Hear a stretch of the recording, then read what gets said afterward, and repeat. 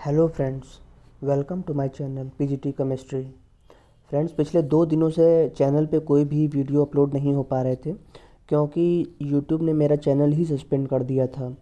मुझे लगता है कि किसी ने कंप्लेन कर दिया होगा और रिपोर्ट कर दी होगी, जिसकी वजह से यूट्यूब ने मेरा चैनल सस्पेंड किया था। बट यहाँ पे बस एजुकेशनल कंटेंट ही डाले जा रहे हैं और कहीं से कॉपी भी नहीं है। ये मैं खुद से क्वेश्चन सॉल्व करता हूँ सारे, और उसके बाद यहाँ पे देता हूँ। और प्रीवियस ईयर पेपर तो हम लोग सॉल्व कर ही सकते हैं, ऐसा कोई गाइडलाइन में नहीं लिखा है कि आप प्रीवियस ईयर पेपर नहीं सॉल्व कर सकते हैं। और जो भी हो, कोचिंग वालों ने क्यों रिपोर्ट किया आई डोंट नो, क्योंकि अब उनके दिमाग में क्या है मुझे नहीं पता, या किस वजह से मेरा चैनल सस्पेंड हुआ इसका आंसर भी नहीं है। बाकी जो लोग टेलीग्राम पे हैं, मैंने उनको जो मैंने यूट्यूब को मेल किया था और उसका जो जवाब आया है मैंने अपने टेलीग्राम पे भेज भी दिया है, आप लोग देखिए। उन्होंने फिर एक्सेप्ट भी किया है कि ये गलती से हो गया, बट इस वजह से हम लोग 2 दिन से कोई भी पढ़ाई नहीं कर पाए, नया वीडियो नहीं डाल पाए। तो 2 दिन हमारा वेस्ट हो गया, जिससे कि कम से कम 2-4 वीडियो तो पढ़ ही जाते वीडियो, और 1 आध 2 साल का पेपर और सॉल्व हो जाता। तो खैर कोई नहीं, आगे हम अब स्टार्ट करते हैं और आज से फिर रेगुलर पढ़ाई करेंगे।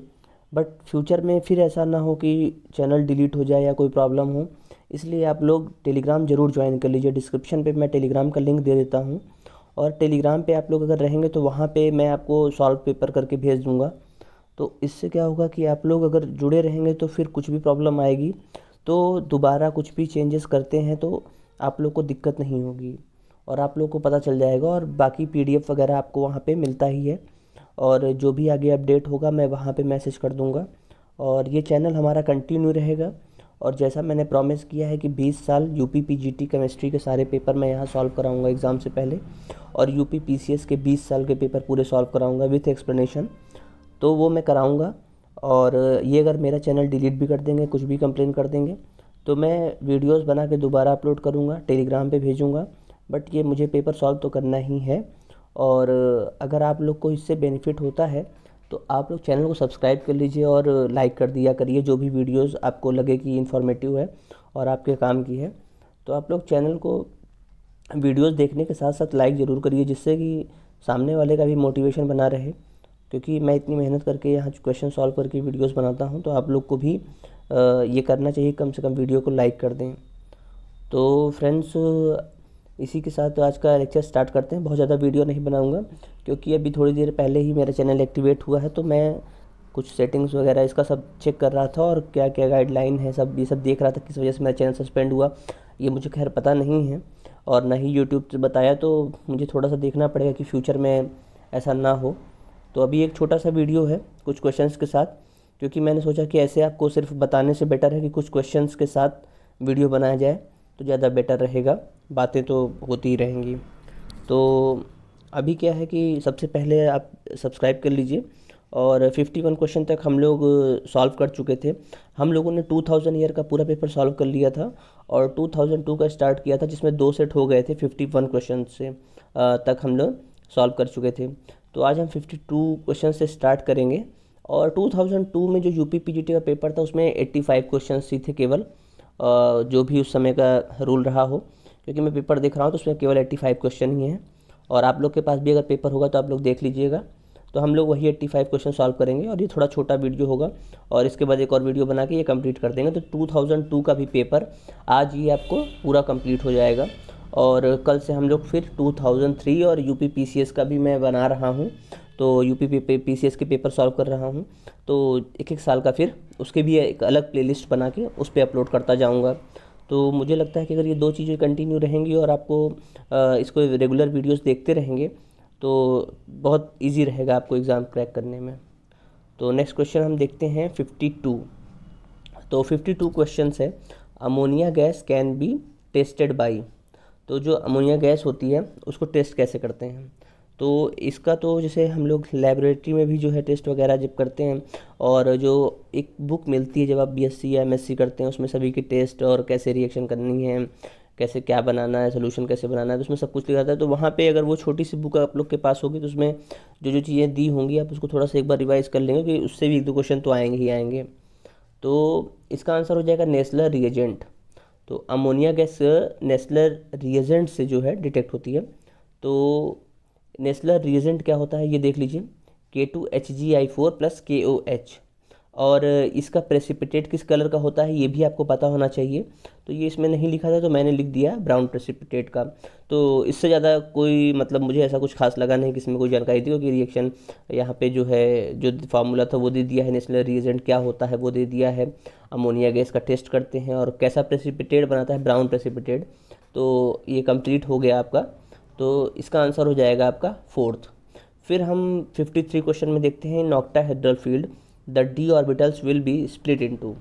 तो ऑक्टाहेड्रल, टेट्राहेड्रल ये सब हम लोग पढ़ेंगे स्प्लिटिंग। तो T2G EG जो ऑर्बिटल बनते हैं, तो EG में 2 बनते हैं, T2G में 3 बनते हैं, EG में ज़्यादा एनर्जी होती है। तो इसका एक्सप्लेनेशन एक बार देख लेते हैं, जो लिखा है पर्याप्त था यहाँ पे इसको बताने के लिए, और ये बहुत अच्छा क्वेश्चन भी नहीं था कि इसमें बहुत ज़्यादा कुछ लिखा जाए, तो पता भी होगा आप लोग को। और तो इसका एक्सप्लेनेशन है, in octahedral field the d orbitals will be split into 2 levels, EG and T2G। तो out of which EG is doubly generated, दिख ही रहा है आपको, और and has higher energy than T2G level which is triply regenerate. ठीक है। और आपको पता जब हम इसमें इलेक्ट्रॉन फिल करते हैं तो पहले T2G में करते हैं, फिर EG में करते हैं, क्योंकि पहले इलेक्ट्रॉन उसमें जाएगा जिसमें एनर्जी कम है, फिर उसमें जाएगा जिसमें एनर्जी ज़्यादा है। ठीक है। और डायमैग्नेटिक, पैरामैग्नेटिक, ये सब तो मतलब बहुत सिंपल है, अगर क्वेश्चन आएगा तो मैं डिस्कस कर दूंगा, बट उसको कुछ खास ज़्यादा बताने की ज़रूरत है नहीं। फिर हम नेक्स्ट क्वेश्चन पे चलते हैं, molecular weight of sodium bromate is 151.1, what would be the amount of sodium bromate for preparing 100 ml 0.5 normal solution when the half cell reaction is BrO3 minus plus 6H plus 6 electron Br minus plus 3H2O। तो इसका मैंने जो है solution देख लिया था, तो इसका जो है सही भी था, मैंने सॉल्व करके चेक भी कर लिया था, बट ये है कि कुछ ज़्यादा ही कंसाइज वे में दे दिया है। इसको एक एक चीज़ एक्सप्लेन करके अगर करते तो ज़्यादा बेटर होता। खैर, अगर हम जब ये मोल कॉन्सेप्ट वगैरह पढ़ेंगे तो वहाँ पे हम लोग नॉर्मलिटी, मोलैरिटी और ये सब क्वेश्चन अपना देखेंगे भी। अभी यहाँ पे इसको सॉल्व कर पाना इतनी जगह में पॉसिबल नहीं था, जो मेरे लिए एक पेज होता, और नेक्स्ट वीडियो में अगर होगा तो मैं इसका मैंने अपलोड कर दूंगा, और नहीं तो आप लोग यहाँ पे देख लीजिए। तो इसमें W बराबर EnV अपॉन 1000 दिया है। तो E क्या होता है, इक्विवेलेंट मास होता है, N क्या है, नॉर्मेलिटी, V क्या है, वॉल्यूम। यहाँ पे इसने क्या किया, सभी का जो वैल्यूज़ हैं उनको पुट करके इसको सॉल्व कर दिया है। और जैसे सॉल्व थोड़ा सिंप्लीफिकेशन में करता, सिंपल करके, तो आप लोग को ज़्यादा बेटर होता है, इन्होंने एक ही स्टेप में कर दिया है स्पेस ना होने की वजह से। तो हो सकेगा तो जब मैं चैप्टर पढ़ाऊंगा तो वहाँ पे जो जो क्वेश्चन एग्जाम में आए हैं वहाँ टिक कर लीजिएगा, और ये जिस चैप्टर से हो आप भी इसको टिक करके रखिएगा। जब चैप्टर वाइज सोल्यूशन सॉल्व होंगे, जो मैं एक अलग प्लेलिस्ट बनी उसमें चैप्टर वाइज में जो पढ़ा रहा हूँ, तो उसमें मैं ज़्यादा क्वेश्चन कराऊंगा, तो उसमें भी एग्ज़ाम में जो क्वेश्चन आए हैं वो सारे आपके कवर हो जाएंगे। अभी उसको इसलिए बंद कर दिया हूँ क्योंकि मुझे लगा कि पहले क्वेश्चन पेपर कर दें, ज़्यादा अच्छा रहेगा, क्योंकि क्वेश्चन ज़्यादा रिपीट होते हैं एग्ज़ाम में। तो क्वेश्चन सॉल्व हो जाएंगे पहले, अगर 20-20 साल PGT के और UP PCS के। तो जो चैप्टर वाइज जो मैंने एक प्लेलिस्ट बना के रखा है उसमें फिर मैं वीडियोस अपलोड करूँगा, चैप्टर वाइज सारा डिस्कशन, और हर चैप्टर से 100 क्वेश्चन, मेडिकल, नीट, JEE जैसे भी एग्ज़ाम्स होते हैं उन सभी के। फिर नेक्स्ट क्वेश्चन है, match list first with list second, select the correct answer using. तो इसमें सबका कार्बन कार्बन बॉन्ड लेंथ पूछा है, तो ये मतलब बहुत ही ईजी था। जैसे एल्केन, एल्कीन, एल्काइन, ये हम लोग को याद रहता है 1.54, 1.34, 1.20। और इन्होंने बेंजीन का पूछ लिया है, तो बेंजीन में क्या रहता है, सिंगल डबल बॉन्ड दोनों ही रहता है, लेकिन वो रिजोनेटिंग स्ट्रक्चर और जो है उसका रिंग की वजह से सभी का बॉन्ड जो लेंथ होता है वो इक्वल हो जाता है। तो 1.39 एंगस्ट्रॉम, या कहीं कहीं जो है इसको 1.40 एंगस्ट्रॉम भी लिख देते हैं। तो दोनों ही सही है, जो आपके ऑप्शन में सूटेबल होगा, जो वहाँ पे दिया रहेगा वैसा आप मैच कर लीजिएगा। तो इथेन का 1.54, इथाइलिन का 1.34 और एसिटिलीन का 1.20 है। ठीक है।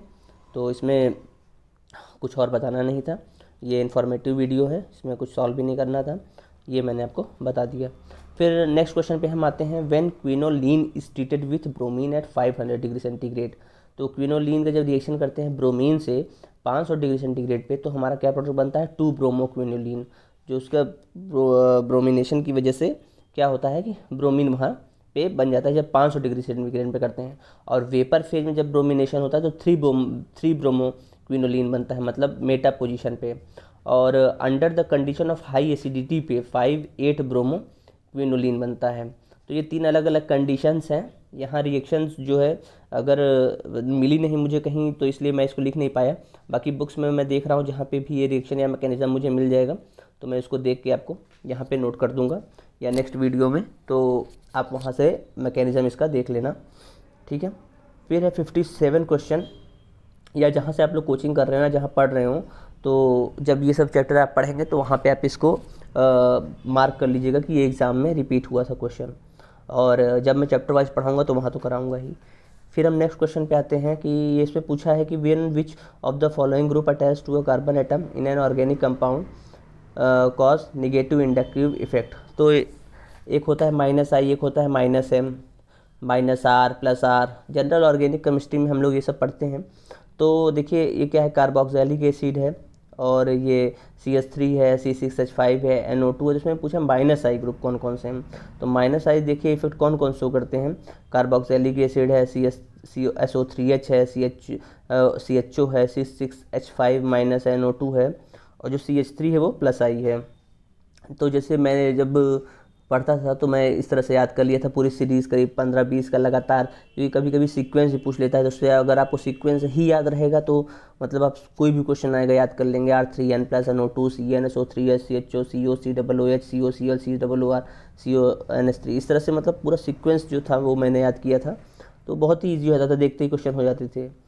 फिर तो इसका आंसर हो जाएगा आपका 3rd, और आप लोग भी याद किए ही होंगे, ऐसा नहीं है कि आप लोग को नहीं पता होगा, बट मेरा काम है यहाँ बताना, तो मैं आपको इन्फॉर्म कर रहा हूँ, और इसी तरीके से आप इसको याद कर लीजिएगा।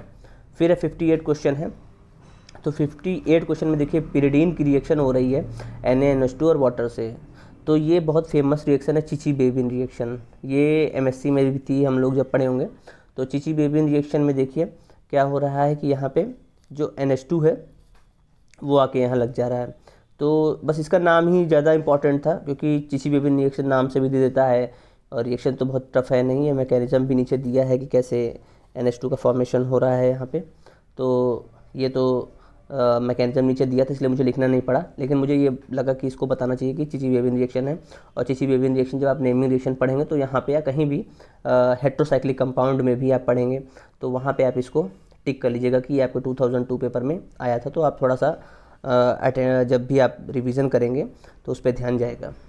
फिर है 59 क्वेश्चन, देखिए ये रिपीट हो गया फिर से। ये 2000 में भी शायद पूछा था। The pleated sheet structure of protein was proposed by, तो the pleated sheet structure of protein that is secondary structure of protein was proposed by Pauling. ये 2000 में भी पूछा था, और ये 2002 में भी पूछा था, पूछ लिया है, तो इसका मतलब है कि ये क्वेश्चन ये आपका रिपीट हो गया यहाँ पे।